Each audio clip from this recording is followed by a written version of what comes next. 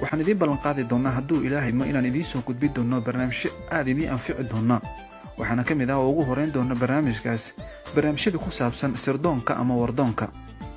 saa darteed waxaan jeclaystay maanta inaan idiin soo gudbiyo micnaha guud ee sirdoonka ama wardoon, habka uu u shaqeeyo, inta ay u kala baxaan iyo sida waddamada ay u kala horeeyaan.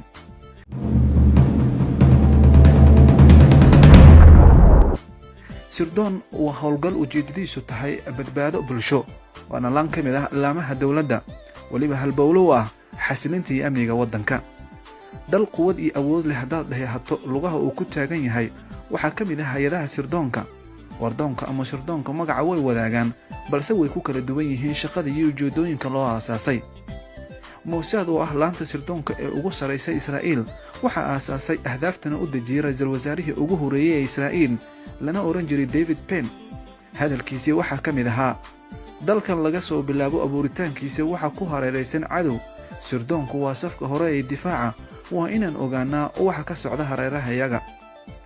Israa'iil waxay boobtay dhul dad muslimiin ay leeyihiin, waxaana ku hareeraysan oo wajaho walba ka xiga waddan carbeed oo muslim ah.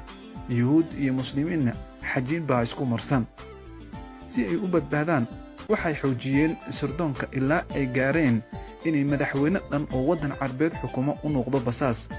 xogta u soo gudbiya Israa'iil meel kasta waxa u yaal warfidineenno aan cidna ogayn ilaa ay yeesheen laamaha sirdoonka ee adduunka ugu xoogan uguna khatarta badan.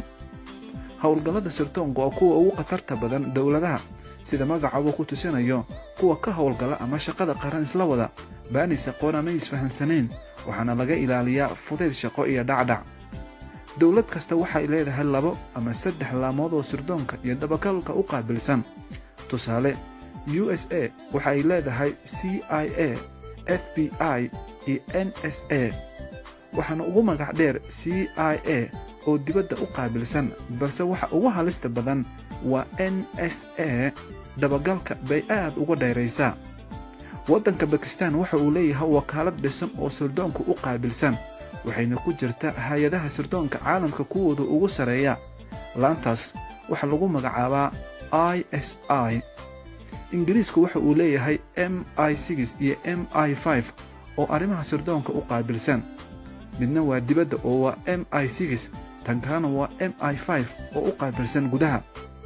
Israa'iil waxa ugu caansan waa Mossad, balse waxaa jira 2 laamood oo la kala yiraahdo ammaan oo sirdoonka iyo dhaqdhaqaaqiisa military u qaabilsan, iyo Shatbed oo gudaha qaabilsan. markaan ku soo noqdo qoraalkayga ama raadkeedii hore, sirdoonku waa gargaadshaha xasilinta amniga iyo burburiyaha cadowga waddanka. helidda xogta waxay lama huraan u tahay ficil qaadidda munaasabka ah. dagaalkii Ruushka iyo Mareykanka u dhaxeeyay waxaa lafdhabar u ahaa sirdoonka iyo soo gudbinta xogo xaqiiqo ku salaysan. wuxuu sirdoonku kuu sahlayaa inaad tallaabo ula socotid cadowgaaga iyo dhaqdhaqaaqa ay wadaan, waxayna ka hortagi kartaa tallaabo kasta oo bulshada iyo karaamada ummadaada ama waddankaaga lagu waxyeeleynayo. maadaama la marayo dunia casri ah, sirdoonka wuxuu mar walba la janqaadayaa tiknoolajiyadda cusub. waxaa wardoon ahaan loo adeegsadaa tiknoolajiyada sida fayraska ama farsamooyin kale. tusaale ahaan, Stuxnet waa faris ay si wadajira u sameeyeen sirdoonka Mareykanka iyo Israa'iil sanadka markuu ahaa 2010, waxayna rabeen inay ku waxyeeleeyaan qalabka iyo isgaarsiinta ay Iiraan u isticmaalayso si ay u samaysato nuclear.